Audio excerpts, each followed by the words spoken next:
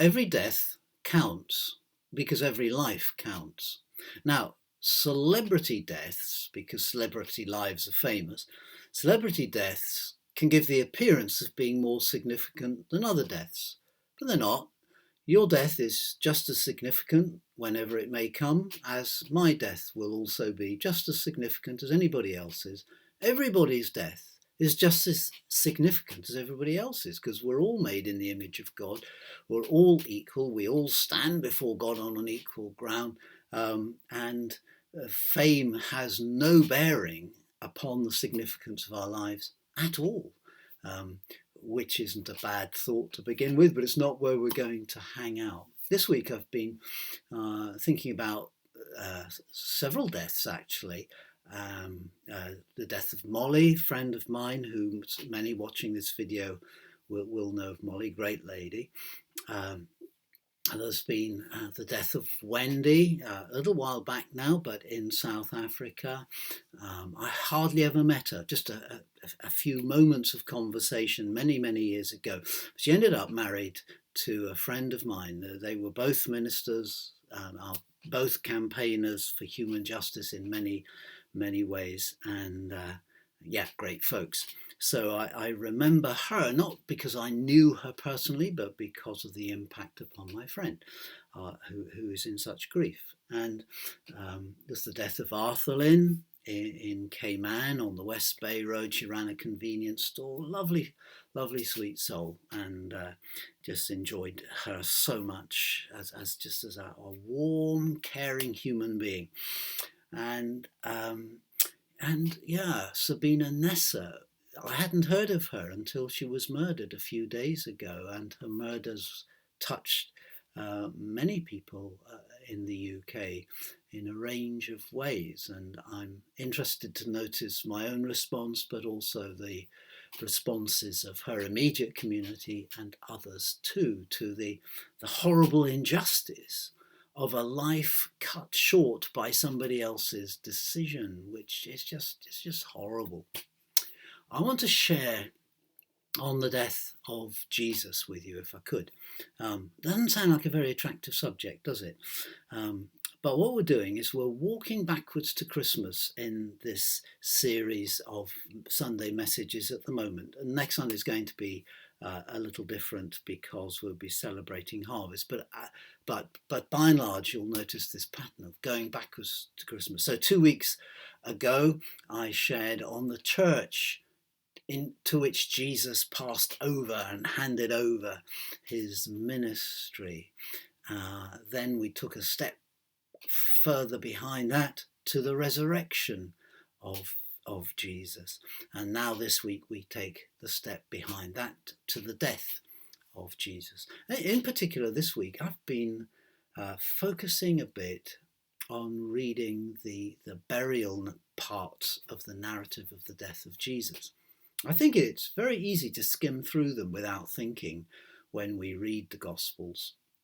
Because most of us want to get onto the resurrection bit. That's where the dynamite is. That's where good news sweeps in and sweeps away the grim loss and the grief and the brokenness and the fear and the despondency and the hopelessness and so on. So naturally we read quickly to get to the resurrection, but I've been making myself slow down and take on board how these people who love Jesus in his life took care of his broken, bloodied body, drained of life by a horrible form of execution by torture, and how they sought to give the body of Jesus all the dignity and honour that they could, and how very human this is, how it's what we do, isn't it? We want to honour the people that we love and who have died.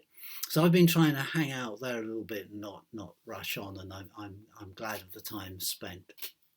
Some lives are cut short, not by murder or great sickness or something, but some lives are cut short by the decision of that person themselves to do something heroic, to give balance of their lives a miss for the sake of others who are yet to live or who will live on after them or whatever. That self-sacrifice of those who die for others. All human deaths at the end are the termination or the conclusion of this life as we know it. And every life matters, and therefore every death matters just as much. The celebrity lives don't matter any more than your life, and the celebrity deaths don't count for anything your death doesn't count for. Having said all that, and I could say more on it, but won't, you'll be glad to know, there's one death that stands apart, and that death is the death of Jesus Christ. He died due to 4 decisions. 3 of them were the sort of human court decisions, so to speak. The religious leadership condemned him to death. The political leadership, the occupying administration, had political reasons to condemn him to death. Public opinion condemned him to death, because public opinion is always unfair when it's moved by fear or related negative emotions. And so those 3 were decisions to kill him. But there's a 4th, and it's the first and it's the most important as well as the 4th. And this was the decision of Jesus. You see it being ratified or finally concluded as he prays in the garden called Gethsemane, where he resolves to hand himself into a situation where others will definitely kill him. He's always going to have he always insists that he chooses to lay down his life. In other words, he has other options, but he makes a choice to go in this direction. But it's not an easy choice. In Gethsemane's garden, you see the struggle deep in his soul. Nobody wants to be crucified, and nobody wants to face what he was facing for the reasons he was facing it apart from that either. It was difficult for him, but he resolves the key thing in the death, and that is he resolves to obey the way of love for the sake of others as led by his Father and God. So he decides to give God the perfect obedience that even death and even great pain and suffering and turmoil will not deflect him from. It is the obedience that refuses any alternative. And that is the obedience that every creature owes its creator, that I owe my God and have never given. And that is the obedience which Jesus gave and offered to God on the cross. Hold on to that. I've shared on that quite a bit over the years, if you've followed anything I've said. But I want to come back to it from another angle in just a second. Paul says that we are convinced that one died for all, and therefore all died. And it's that makes me say this death is different to all other sacrificial deaths. Because in the death of Jesus, all died. In other words, Jesus took the death that belongs to all and died it on behalf of all, whilst offering perfect obedience to love in doing that.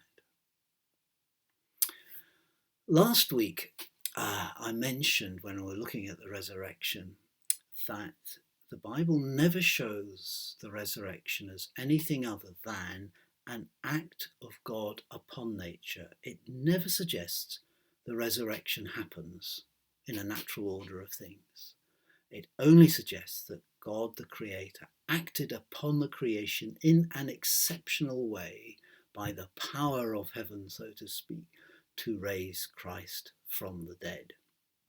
It's not a natural process. It's an act of God upon the natural. We need to take that thinking into the death of Jesus too, to understand that yes, it was a natural death in the sense that crucifixion kills you, and it was a natural death in all those clinical, biological, human truths. But it was also an act in which God was actively, dynamically present, as Paul also said, reconciling the world to himself. We'll come back to that idea of reconciling in just a moment. But what's important for me right now is that we get that there's a dynamic at work, in fact, many dynamics at work in the cross of Christ, which are not human, are not biological, cannot be measured clinically, and concern the heart and the love and the passion of God, which Jesus was determined to obey and remain in tune with and carry through suffering and death to the completion of his work. I can go online. I've done it twice today over different things already because I think, oh, how does that work? I just Google it to say, how does this work? And so you can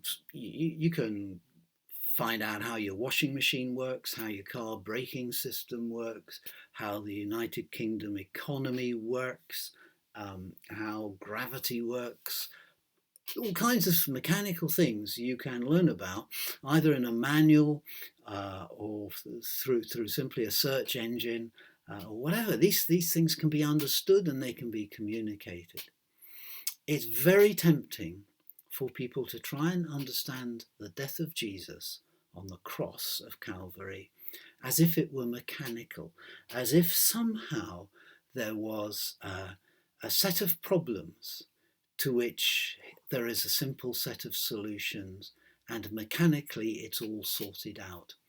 And unfortunately, many preachers I know do preach in that kind of vein, but the Bible actually never does that.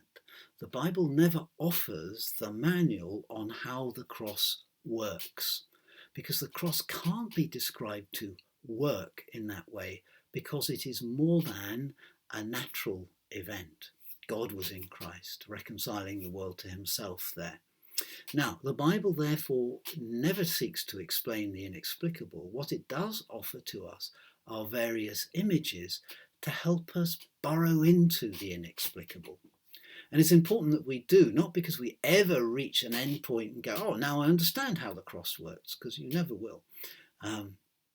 It's important because the insights and the understanding, the wisdom and the recognition of love that we gain as we burrow into the truth of the cross will change how we live and how we react to what Jesus did for us and to our real life responses. Four of the very well-known images from the Bible concerning the cross are the Passover. So quite a lot of teaching in the Bible relates to the Jewish Passover, which was the festival at the same time as Jesus died, actually, but the festival by which the people of God were saved through the sacrifice of the blood of the Lamb on the doorposts, etc. The Passover. Another one from the Old Testament, order of things still in play in the time of Jesus, the temple sacrifice, in which the people and individuals are restored to the right covenant relationship with God through sacrifice. And then two not very religious ones that are very much in play, redemption, which takes on a religious sense in the Old Testament. The redemption in the everyday sense was simply a family member caring enough to meet the cost of your liberation from being bonded into slavery. And reconciliation, another cost-meeting one, but this time where somebody to whom you owe a debt forgives the debt and forgives you for everything and restores the balance of the relationship as it should be, and the two that were separated by a problem are reconciled and come together. So there's what all these have in common is cost, by the way. The Passover, the temple sacrifices, redemption, and reconciliation, and indeed the other images, all rotate around the principle that there's a cost to doing this. There's a cost to reconciling human beings and God. Forgiveness, you see, is not quite enough. Forgiveness is a one-sided decision by one party, by one person, to forgive another. The other may or may not respond to that grace. So forgiveness is not itself the reconciliation.